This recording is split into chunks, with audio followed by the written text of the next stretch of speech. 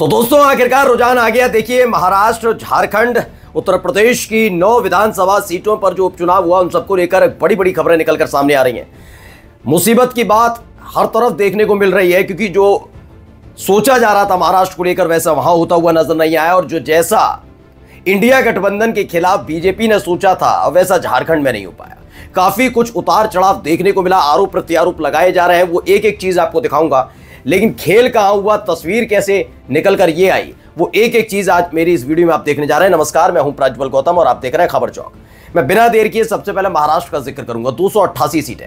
सबको बता था कि लोकसभा चुनाव हुए, और उस लोकसभा चुनाव के दौरान भारतीय जनता पार्टी को और उनके सहयोगियों को करारा झटका लगा था। अजित पवार तो एक सीट पर सिमट कर रह गए थे। लेकिन इस बार बड़ा हैरान कर देने वाला ये पूरा रिजल्ट आया है, जैसा कि दिख रही है तस्वीर जो दिख रही है। अब 2 चैनल्स का पहले मैं आपको दिखा दूं रुझान, क्योंकि अलग अलग रुझान है। स्क्रीन पर आप देखते जाइएगा।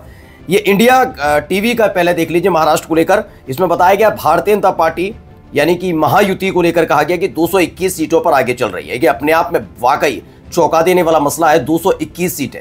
वहीं महाविकास आघाड़ी के लिए कहा गया कि 60 सीटों पर उन्होंने बढ़त बना रखी है। यानी बड़ा बुरा हश्र महाविकास आघाड़ी का हुआ। कई बहुत सारे मुद्दे हैं। अब उन मुद्दों की जांच होगी नहीं होगी ये अलग विषय है, लेकिन ये हर कोई जानता है कि महाराष्ट्र में ये फेरबदल, इतना बड़ा फेरबदल होना बिल्कुल हरियाणा वाली चीज़ों को ध्यान में दिला रहा है। अब देखिए, अदर्स के खाते में 7 सीटें जाने का दावा किया जा रहा है। ये किया जा रहा है इंडिया टीवी की तरफ से। अब जरा आज तक का सर्वे भी हमने देखा, और सॉरी जो रुझान देख रहे हैं उसमें बताया गया 218 सीटों पर भारतीय जनता पार्टी आगे, यानी ज्यादा अंतर नहीं है। 221 इंडिया टीवी बता रहा है और आज तक बताता है 218। कांग्रेस बताते हैं 58 सीटों पर आगे, यानी 2 सीटों का अंतर हर तरफ देखने को मिल रहा है। अब जरा सिलसिलेवार तरीके से देख लेते हैं कि किसे कितना फायदा होता हुआ नजर आ रहा है। देखिए, 149 सीटों पर अकेले भारतीय जनता पार्टी ने चुनाव लड़ा था, और वाकई हैरत अंगेज बात है कि 123 सीटों पर चुनाव जीत रही है, मतलब कि लगभग बढ़त बना ली है बीजेपी ने। एक और चीजें मैं दिखा रहा हूं जो स्क्रीन पर आप देखते चलिए। शिवसेना जो एकनाथ शिंदे वाली है, जिन्होंने सोचिए लोकसभा चुनाव के खिलाफ दौरान बड़ा नाराजगी थी इनको लोगों को लेकर। कहा यह जा रहा था महाराष्ट्र की जनता की तरफ से कि शिवसेना को जो उद्धव ठाकरे की पार्टी है, बाला साहब ठाकरे की पार्टी है, उसे धोखा दिया। ये तमाम चीजें हुई। ऐसे में 57 सीटें पर बढ़त बना रखी है। अगर एनसीपी अजित पवार की बात की जाए, बड़े दुखी थे, बड़े परेशान चल रहे थे कि भाई ये क्या हो गया, मैं एक सीट पर सिमट कर रह गया लोकसभा चुनाव में। लेकिन यहां पर है कि एनसीपी 36 सीटों पर आगे चल रही है और अन्य पर 2। लेकिन कांग्रेस के साथ क्या है, कांग्रेस पार्टी 20 सीटों पर आगे है। एनसीपी शरद पवार की पार्टी, बहुत बड़ा झटका ये एनसीपी शरद पवार के लिए खास तौर पर है। चाणक्य कहे जाते हैं, महाराष्ट्र की सियासत के भीष्म पितामह कहे जाते हैं शरद पवार। क्या वो हवा के रुख को भांप नहीं पाए या खेल कुछ और हो रहा था? 13 सीटों पर अभी बढ़त बना रखी है शिवसेना। यह बड़ा झटका उद्धव ठाकरे के लिए हो सकता है, क्योंकि सबको पता था कि अगर महाविकास आघाड़ी आएगी, जहां महायुति में 3 दावेदार हैं, 2 दावेदार ही हैं, एकनाथ शिंदे और देवेंद्र फडणवीस, लेकिन इसके आगे अजित पवार ने भी अपना खूंटा काढ़ लिया था। तो इन सब चीजों को देखिए कि क्या है कि शिवसेना, उद्धव ठाकरे को पता था कि महाविकास आघाड़ी आती है तो मैं ही मुख्यमंत्री बनूंगा, यहाँ उनका कोई प्रबल विरोधी नहीं था। ऐसे सिर्फ 21 सीटों पर शिवसेना आगे चल रही है और अन्य के खाते में 4। अब आ जाते हैं जरा झारखंड का भी जिक्र कर लेते हैं दोस्तों, कि झारखंड को लेकर काफी कुछ घटनाक्रम घटे और जिनको सिलसिलेवार तरीके से मैंने आपको दिखाया भी। दरअसल झारखंड क्यों भारतीय जनता पार्टी के लिए जरूरी थी, वो इसको आज इस वीडियो में आप समझ जाएंगे। दरअसल झारखंड के जरिए ही अगले साल की रणनीति तय होगी, महाराष्ट्र से नहीं हो रही। महाराष्ट्र इसलिए ज्यादा जरूरी हो जाता है क्योंकि वो सत्ता में थे। मोदी जी तीसरी बार प्रधानमंत्री बने और बनी बनाई सरकार, यानी जिस सत्ता में जहां वो बैठे हुए हैं, अगर वहां से उनका सुपड़ा साफ हो जाए, यानी सत्ता से बाहर हो जाए, तो ये बड़ा झटका मोदी सरकार के लिए होगा। ये इस क्लियर बात है, किसी छिपी नहीं है। लेकिन झारखंड को लेकर उनको उम्मीद इसलिए थी क्योंकि अगले साल बिहार में विधानसभा के चुनाव है। अगर झारखंड में बीजेपी सरकार नहीं बना पाती है तो यकीन मानकर चलिए बहुत भारी नुकसान बीजेपी को उठाना पड़ सकता है। ये बात जानते हैं, क्योंकि इसी के बाद नीतीश कुमार फैसला लेंगे कि वाकई उस स्थिति में है या नहीं है। तो यहाँ हालात क्या है, पहले जरा स्क्रीन पर देखते चलिए। झारखंड 81 सीटों पर चुनाव। इंडिया टीवी कहता है कि बीजेपी वाला जो गठबंधन है वो 32 सीटों पर आ गया है, यानी बहुमत से दूर है। चाहिए कितने? कुल मिलाकर 42 सीटें चाहिए। 42 सीटों पर बहुमत मिलेगा, लेकिन बताया गया बीजेपी 32 सीटों पर आ गया। और जेएमएम गठबंधन, जेएमएम कांग्रेस, इसमें मिली हुई आरजेडी, ये सारे मेरे हैं तो 48 सीटों पर बढ़त बना रखी है। ये अपने आप में बड़ा झटका बीजेपी के लिए इसलिए होगा, और खासकर मैं कहूंगा ये हेमंत विश्व शर्मा के लिए सबसे बड़ा झटका साबित होगा, क्योंकि खास तौर पर हेमंत बिस्व शर्मा को इस बार बड़ी जिम्मेदारी दी गई थी, सह चुनाव प्रभारी बनाया गया था। किस तरह के बयान उन्होंने घुसपैठ को लेकर, मदरसों को लेकर काफी कुछ उन्होंने बताया था। आबादियां बताने लगे थे कि कितनी आबादी, किसकी किसकी कितनी जनसंख्या, तमाम चीजें करने की कोशिश की।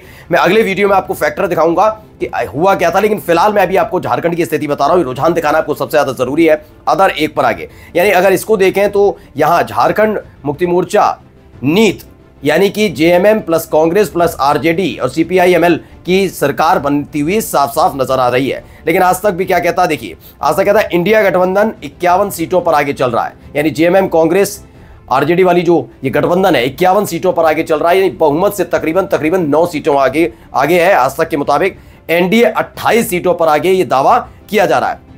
अब आज तक ने खोलकर भी बताया कि कौन कितनी सीटों पर आगे चल रहा है। जरा झारखंड का देखिए, झारखंड में 31 सीटों पर जेएमएम आगे है, 31, ये अपने आप में 51 में से 31।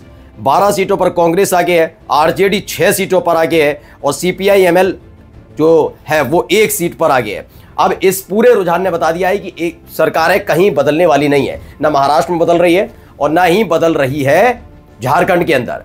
लेकिन मैं फिर बता रहा हूं, झारखंड बहुत ज्यादा जरूरी होने जा रहा था, उतना ही जरूरी महाराष्ट्र, मतलब दोनों ही राज्य बीजेपी के लिए सबसे ज्यादा जरूरी थे। मैंने बताया ना, एक साख पर बट्टा ना लगे कि बनी बनाई सरकार। इसलिए आपने देखा कि हरियाणा में बहुत नेगेटिव वोटिंग की बात कही गई, काफी कुछ चीजें हुई, लेकिन उन सब के बीच निकल कर क्या आया, हरियाणा में पूर्ण बहुमत की 48 सीटों के साथ सरकार बना लेती है भारतीय जनता पार्टी। ये सब ऐसे ही नहीं हुआ होगा ना, 48 सीटों पर जीतना ये अपने आप में बहुत चौंका देने वाला है। क्यों? क्योंकि मोदी जी के प्रधानमंत्री बनने के बाद अगर एक भी राज्य से, और उसी साल मान के चलिए लोकसभा चुनाव हुए, 400 प्लस का नारा दिया, 240 पे सिमट गए, पहले से ही हालत खराब है। लोग सवाल पूछ रहे हैं कि ये क्या हुआ, और इन सब के बीच क्या हो गया, उसी साल अगर जिन जिन राज्यों में चुनाव हुए उनमें से बनी बनाई सरकार, जहां बीजेपी की सरकार है और वो हाथ से राज्य फिसल गया, तो ये बहुत बड़ा झटका भारतीय जनता पार्टी के लिए होगा। इसलिए खास तौर पर इस पर नजर रखी जा रही है कि कहां कहां क्या हो रहा है।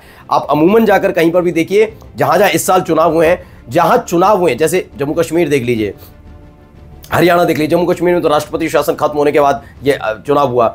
अब इधर जाइए, हरियाणा में पहले से थे तो हरियाणा में वापसी कर ली। महाराष्ट्र हाथ से फिसलता तो बहुत बड़ा साख पे बट्टा लगता है, लेकिन झारखंड उनके हाथ में नहीं आया। इस बात का मलाल बीजेपी को जरूर रहेगा। मैं पूरा विश्लेषण तथ्यात्मक तरीके से आपको आगे जाकर दिखाऊंगा कि अगर झारखंड इनके हाथ से फिसल गया है तो ये कितना बड़ा डेंट सीधे मोदी सरकार को पहुंचा सकता है। क्योंकि यहां खेल सिर्फ झारखंड तक सीमित नहीं होने वाला है। वो तमाम राजनीतिक दल जो सीधे डंके की चोट पर बीजेपी को सपोर्ट कर रहे हैं, एनडीए को सपोर्ट कर रहे हैं, मोदी सरकार को सपोर्ट कर रहे हैं, वो कई महत्वपूर्ण फैसले इसी झारखंड चुनाव के बाद लेने वाले थे। और अब जब तस्वीर पूरी एक तरीके से साफ हो गई है, यानी महाराष्ट्र को लेकर एक तरफा तो माना जा सकता है कि जो एग्जिट पोल था वो सही साबित हुआ, लेकिन झारखंड में चूक गए एग्जिट पोल करने वाले, ये साफ जाहिर हुआ। अगली वीडियो में आपको दिखाने जा रहा हूं कि आखिरकार उत्तर प्रदेश में 9 सीटों पर हुए उपचुनाव में किसका लहरा परचम। तब तक के लिए नमस्कार।